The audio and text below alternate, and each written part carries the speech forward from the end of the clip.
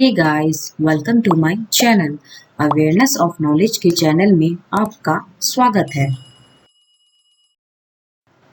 आज के इस वीडियो का टॉपिक है इंडक्शन।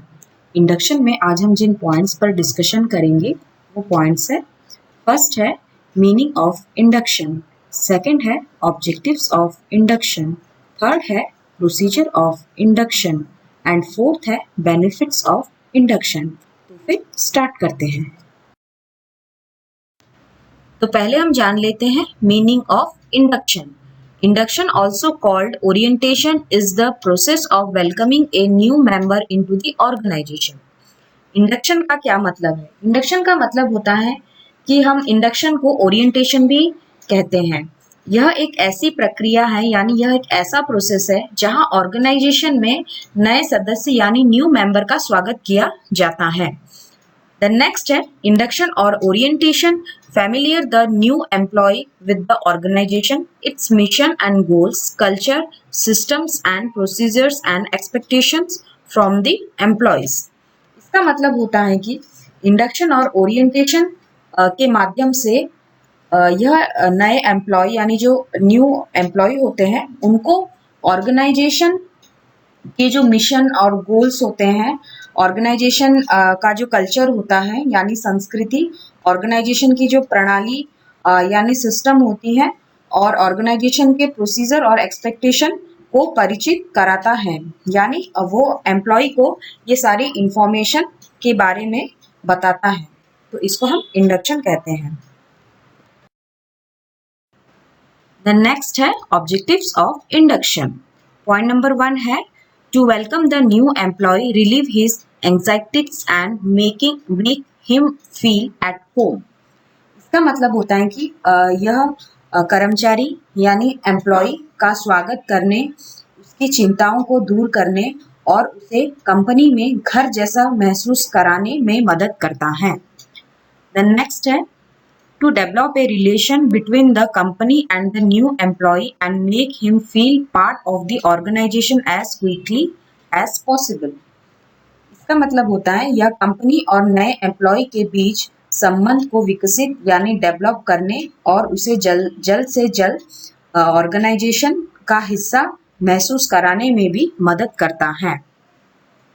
देन थर्ड है to inspire the new employee with a good attitude towards the company and his job.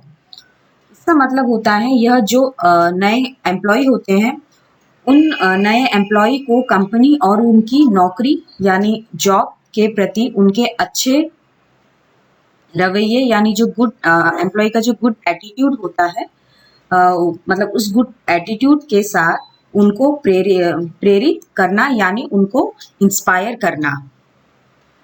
The next है to acquaint new employees with company goals, history, management, traditions, policies, departments, divisions, products and physical layouts.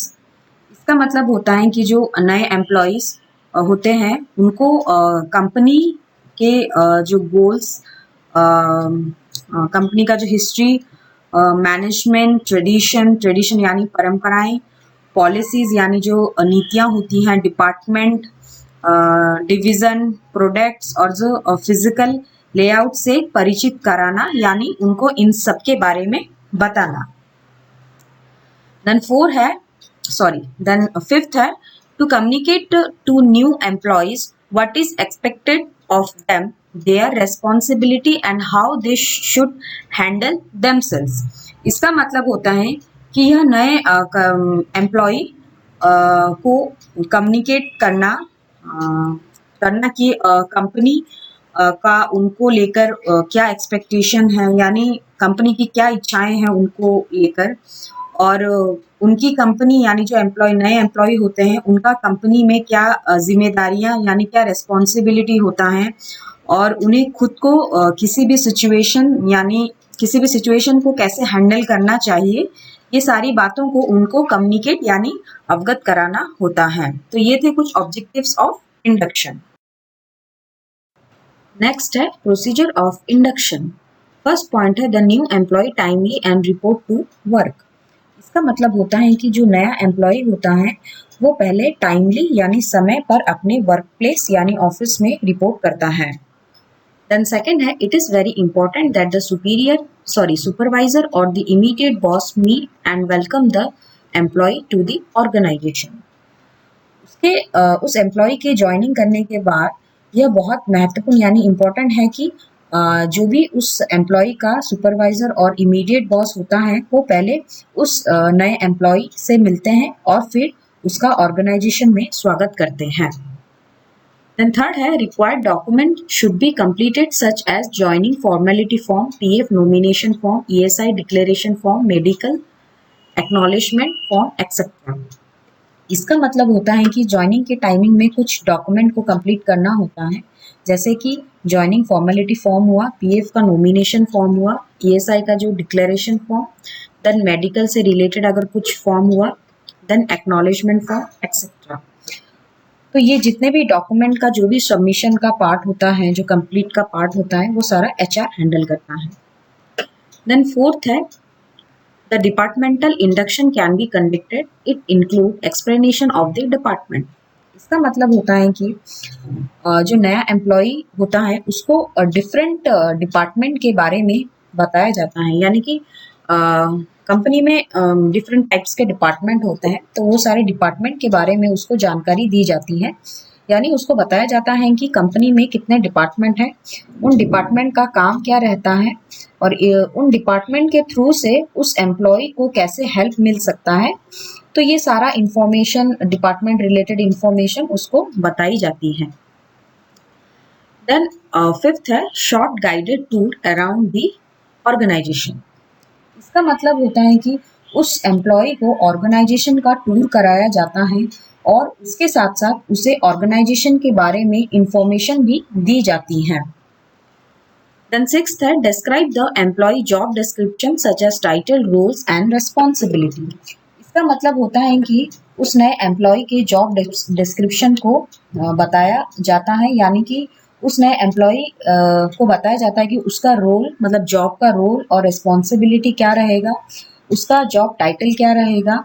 ये सारी जितने भी चीज़ें मतलब job description से related जितने भी सारी चीज़ें होती है, ये सब उसको समझाया जाता है और इसको जो भी समझाता है वो उसका रिपोर्टिंग अथॉरिटी ही उसको बताता है। मतलब ये रिपोर्टिंग अथॉरिटी की रिस्पॉन्सिबिलिटी होती है कि वो अपने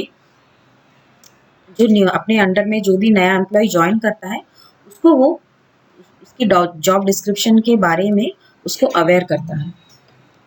देन सेवेंथ है, hard copy of company policies, employee handbook, employee benefits etcetera is provided to the employee and also provided with tools of trade, ID card, keys, laptop, swipe card, phone, diary etcetera.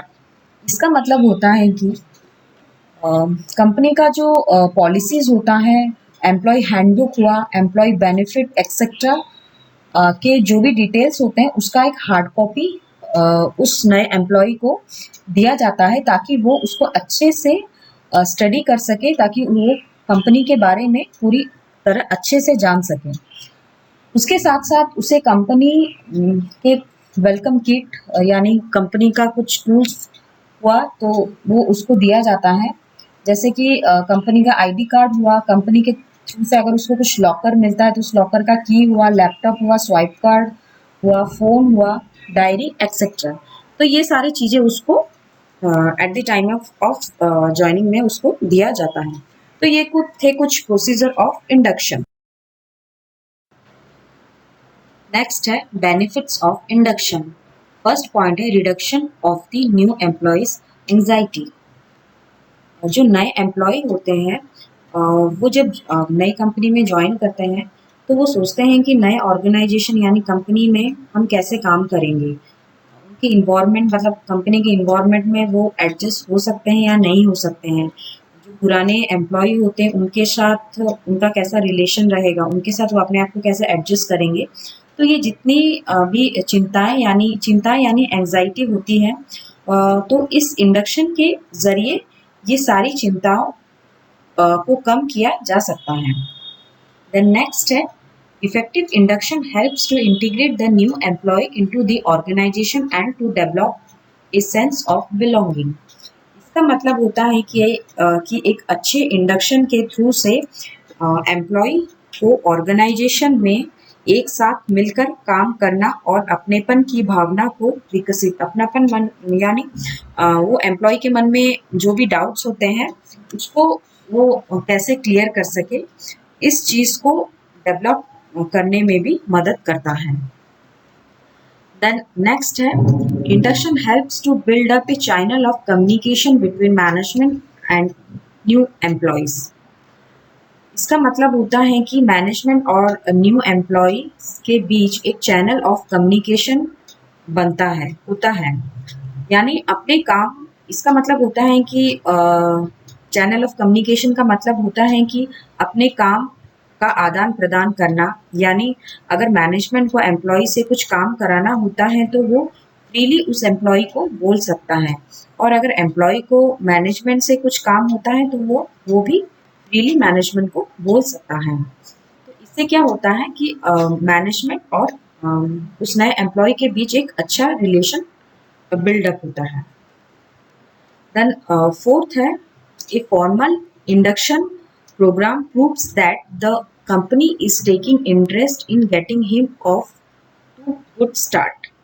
इसका मतलब होता है कि जो induction programme के जरिए यह साबित किया जा सकता है कि यह साबित होता है, साबित यानी प्रूफ होता है कि कंपनी उस एम्प्लॉय का काम करने का जो शुरुआती दौर होता है, जैसे कि सही ढंग से काम करने की जो सुविधा होती है, मतलब काम करने का जो तरीका होता है, इस तरीके को कैसे सुधारा जा सके, कि कैसे सुविधाएं उस एम्प्लॉय को काम करने की जो सुविधाएं मिल सके, तो उस सुविधा में दिलचस्पी लेती है, यानी कंपनी उसके काम करने में इंटरेस्ट दिखाती है ताकि एम्प्लॉय को कोई दिक्कत ना हो सके उसके शुरुआती दौर में काम करने के लिए। देन लास्ट है, proper induction reduce employee grievances and absenteeism. इसका मतलब होता है कि एक प्रॉपर इंडक्शन से एम्प्लॉय की जो शिकायतें होती हैं और समय समय पर वो जो एब्सेंट रहते हैं, तो इन सब चीज़ों को भी कम करने में भी ये इंडक्शन मदद करता है। तो ये थे कुछ बेनिफिट्स ऑफ इंडक्शन। तो आज की वीडियो में बस इतना ही। अगर आपको मेरे इस वीडियो में कुछ भी डाउट लगे तो प्लीज़ मेरे कमेंट बॉक्स में ज़रूर बताएं। तो फिर मिलते हैं मेरे नेक्स्ट वीडियो में एक नए टॉपिक के साथ। तो जाने से पहले प्लीज़ मेरे चैनल को लाइक, शेयर एंड सब्सक्राइब करना ना भूलें। Thanks for watching. Stay safe, stay happy. Bye bye.